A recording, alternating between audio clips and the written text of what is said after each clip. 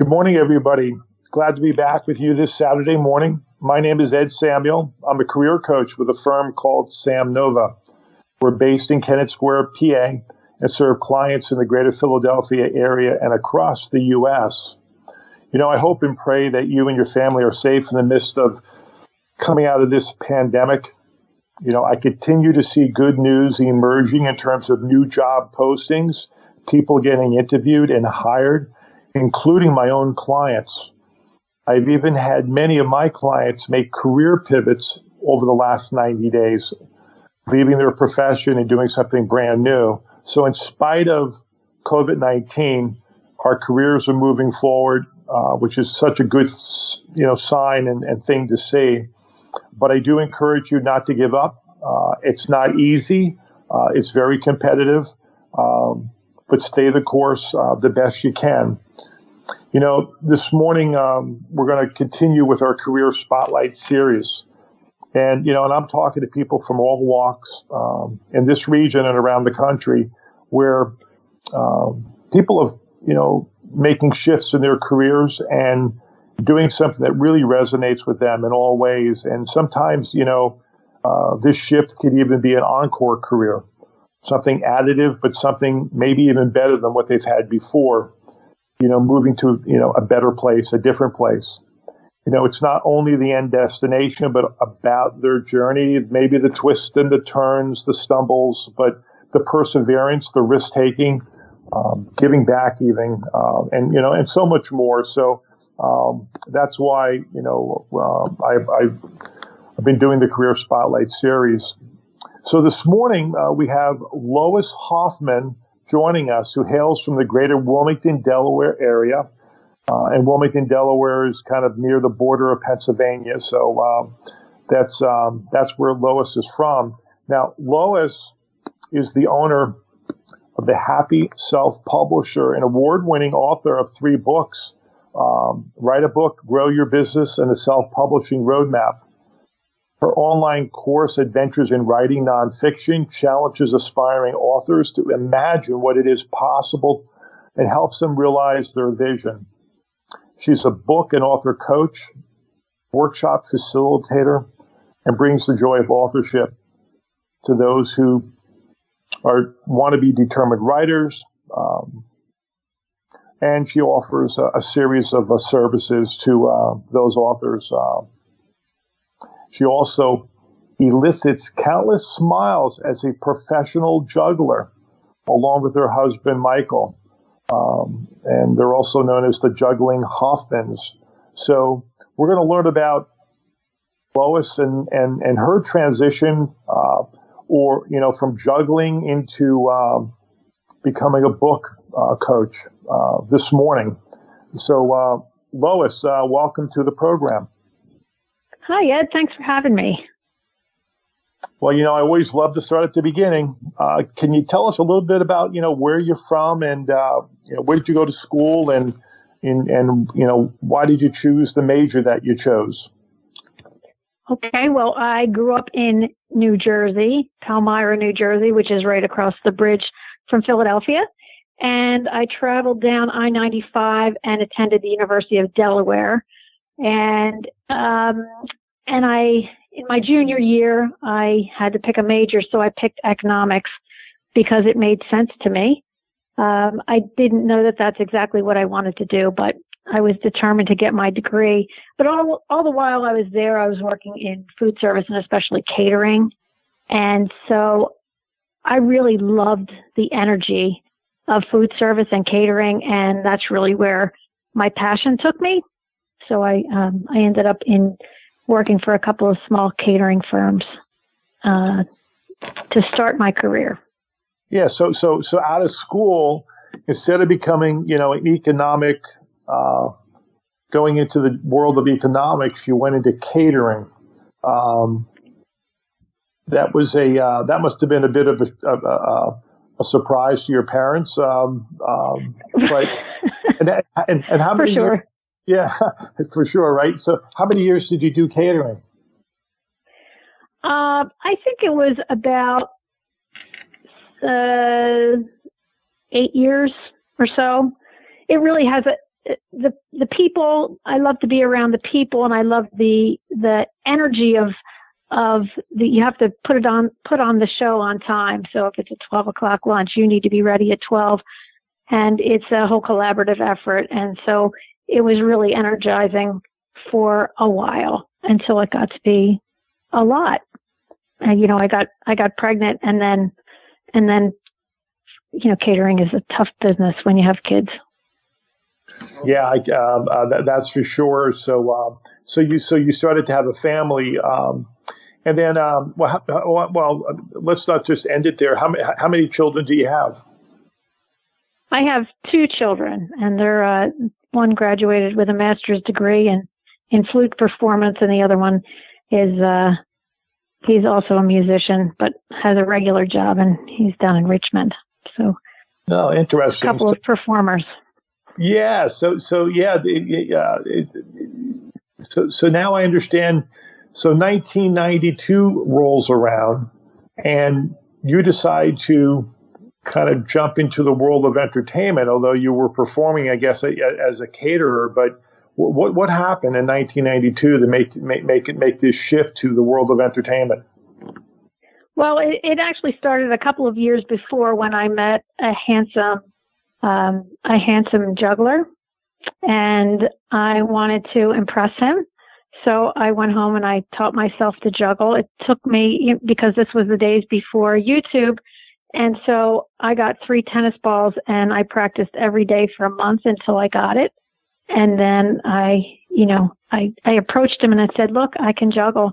And I'm not sure if he was impressed with my juggling, but it worked anyway. So I ended up marrying him. And so in 1992, we had Michael got an invitation to go to Underground Atlanta, or the Atlanta Peach Festival, or something like that, and to do street performing. So he begged me to go with him. After I'd practiced month after month, day after day, practicing in my backyard, and I reluctantly agreed to go with him. And we had our first performance, but it wasn't a pretty one. Well, so you went to Atlanta, to the Underground. I've actually been there back in 1992-ish. So that was your first public display of your juggling skills. Right, or lack thereof. Well, either way. So how many years have you and Michael then been a juggling team or duo? 28 years. Wow, that's amazing. Mm-hmm. To my husband, a partner with my husband in business. Mm-hmm. Sure. That in itself is a feat. So did you perform around the country, Lois, or was it just certain cities, or how does one even make a living juggling? Because this is a new career field for me, and I thought I knew all of them, but I really never met a juggler until I met you. Right. So, how you make a living as a juggler? It's that's a little hard to answer, but I'll just say this: that we work very hard in trying to get jobs, and we've worked every job that has ever been offered to us, any day of the week, any time of the year, and never taking a day off. But that doesn't mean we worked every day. It's just that we took every job, and we made sure we were in front of people as many times as we could, even if we had to donate our time to charity events and things like that, because our philosophy was the more we worked, the more we worked. So if you're in front of people just ask for your cards and look you up online, and that's really how we made it. But we didn't start off full time. We started off with a few jobs the first year and more the second, and then it built from there. And there's a story about how we got started full time. Yeah, go ahead. Okay, so my husband had moved into a sales position, and he hated every minute of it. I'm sure some of your listeners can relate to that. And because he was so miserable, I just said, why don't you quit? And I said, well, what do you want to do now? And he said, I want to be a juggler. I want to be a full-time juggler. Well, we weren't making full-time money. We weren't making close to full-time money at the time. And I was home with 2 kids, and not working. So, fortunately, we had a thrift store across the street. So our children had a couple of thrift store Christmases, and, we realized everything that was important to us, we already had.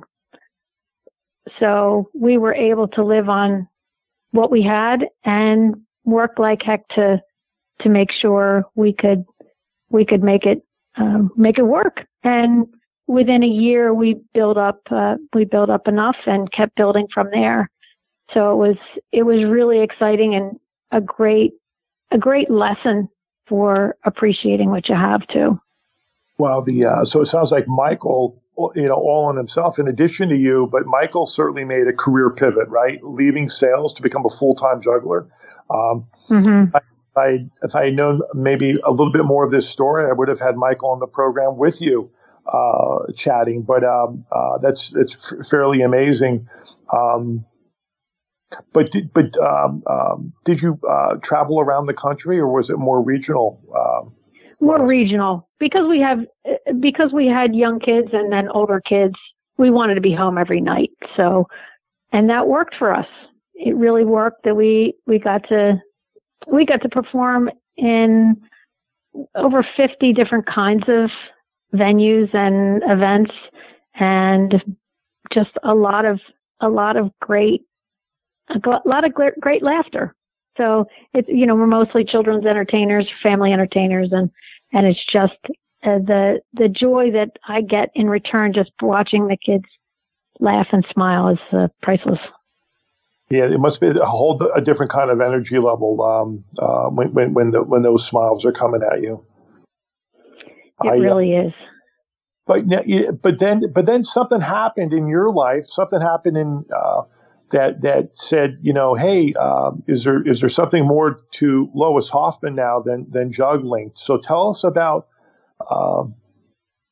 what happened next in your career and your thinking in terms of a new career, or an additional career, I should say, but certainly a new one. Right. So when I was growing up, the 2 things that I knew is that I wanted to make people happy and I wanted to teach. So obviously a life filled with making people happy through the juggling, but not many people want to learn to juggle, or not many people want to learn past their first initial 30 seconds of juggling. So when my son was older, he had already been off to college, and my daughter graduated from college. And now I had all this time, and I didn't have the focus of that. And I had been writing for several years, first poetry and then children's stories. And I went to a workshop that was how to write a book in a weekend. Well, that's not really how you write a book. And I knew that because I was doing some writing, but I followed that path anyway. And I wrote the Almost Perfect Birthday Party, a birthday party planning guide for a birthday party. So, then when my daughter left, I realized I wanted to not just, tell people how to write a book. I wanted to teach them. And so I decided to start my business, a Happy Self Publisher. And it's been an amazing journey. Wow. And it's interesting. Something was gnawing at you, when you were young, in terms of what you wanted to do in your life, in your career, and yet when your oldest left the home and you had that extra time in your hands, this was your opportunity to kind of do this encore career, right? Make this shift. Absolutely. Yeah, I always find it fascinating that people, different points in your life, you have these opportunities come along and you jumped at it.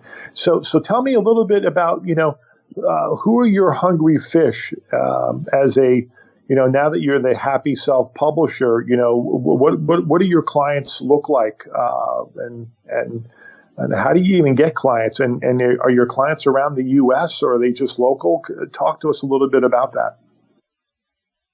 So first, I help people from a lot in the Delaware region, Philadelphia area, but I have clients as far as California and Florida. So it's all over. And I do a lot of blogging, and I teach workshops locally. I've done some online now just because of COVID. And just through all of that, a lot of social media and things like that, just consistent, sustained information and inspiration, I think is how I built my client base. And so the hungry fish, I find that a lot of people, so I got into this because I love talking about business and thinking about business and marketing. And so one kind of client that I serve are people who have a business or want to start a business and want to use a book as a credibility tool or a marketing tool.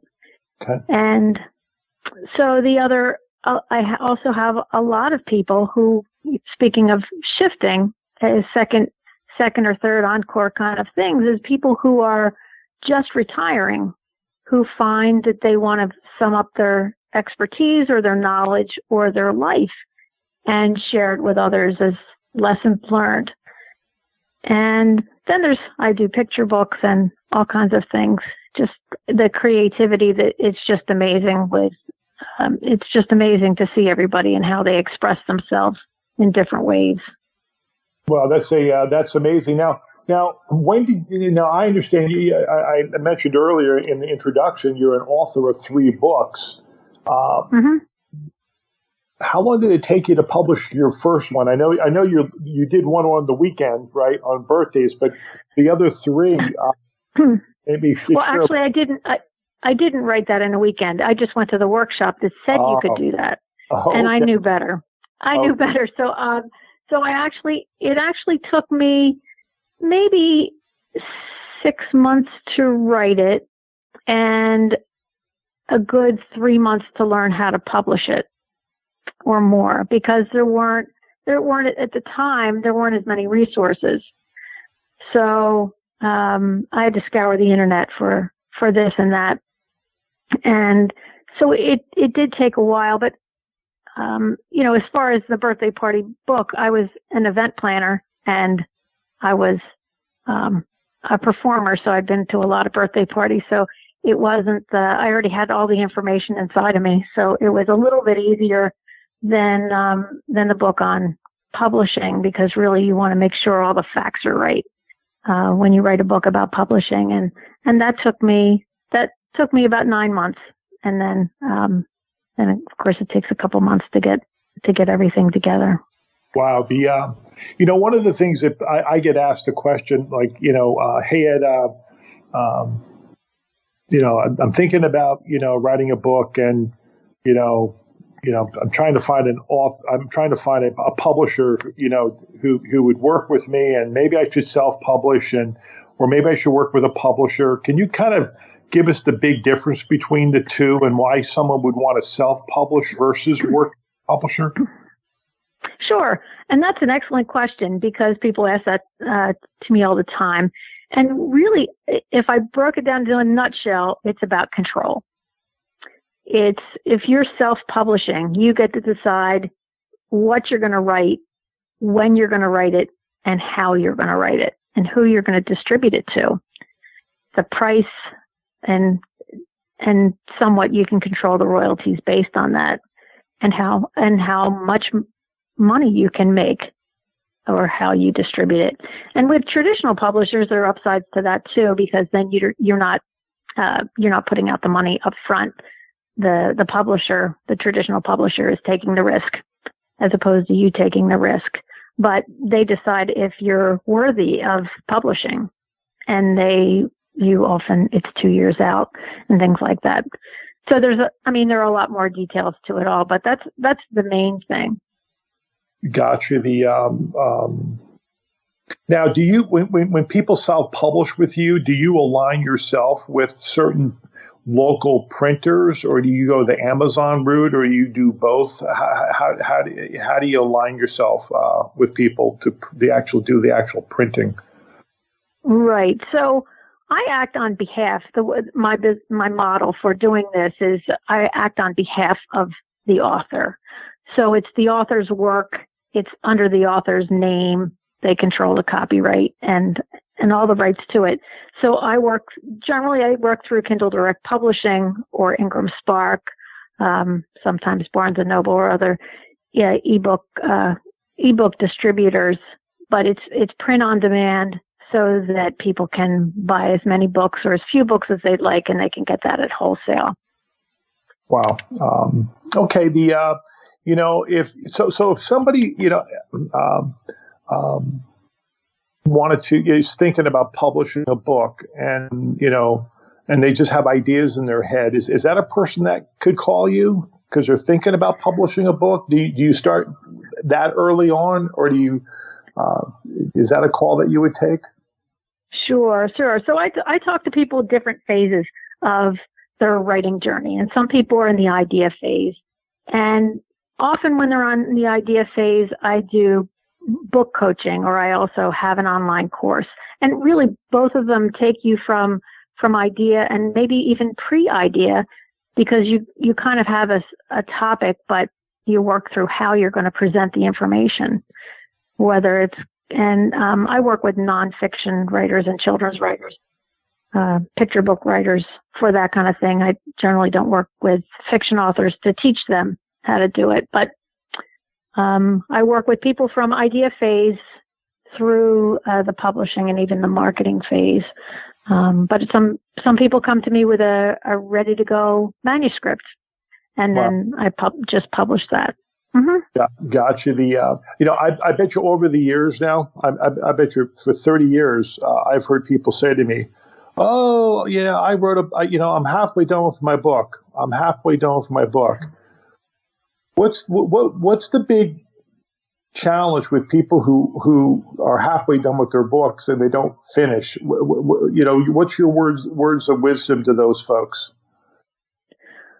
Well, what I generally talk about with people is why they're writing the book in the first place, what their vision for success is, because once you know that, you have something that pulls you through to the end. And people that lack that vision for it sometimes get stuck because there's nothing kind of solid to help them motivate them along. And a lot of people have a dip in the middle because the newness wears off from the beginning, and the excitement and the end is not quite there.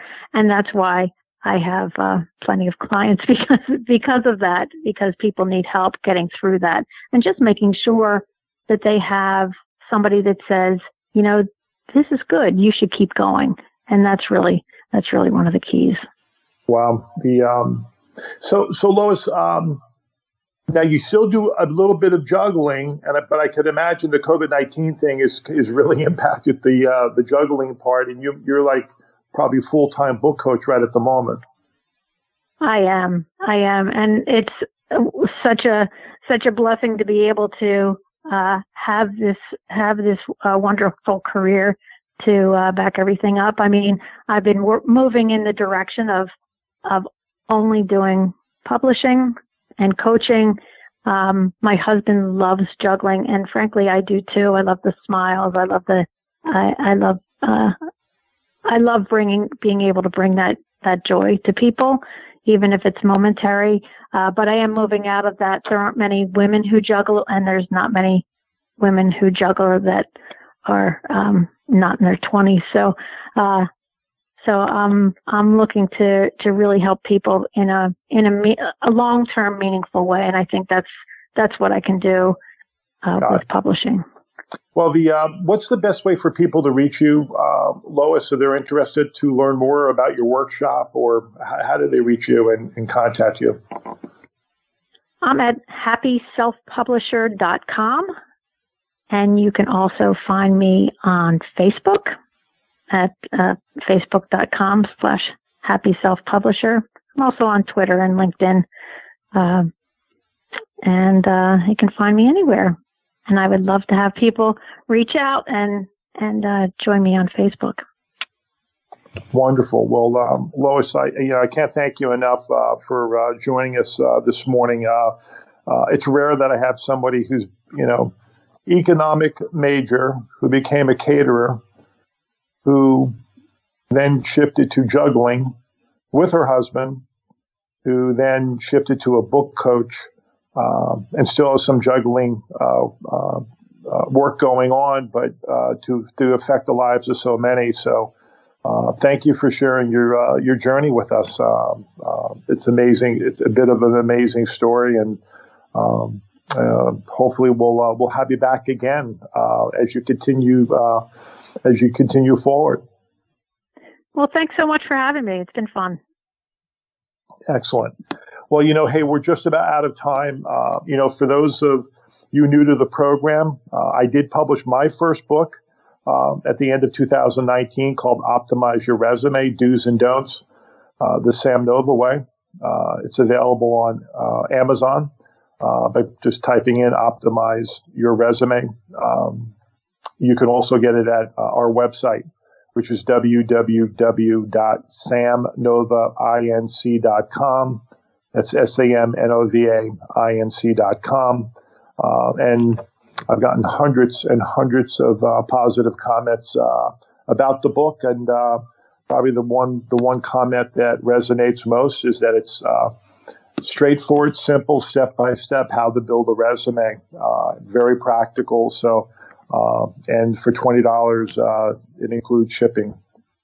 So please join us on our next Optimize Your Career program. It will be on Saturday, October 3rd, 8 o'clock.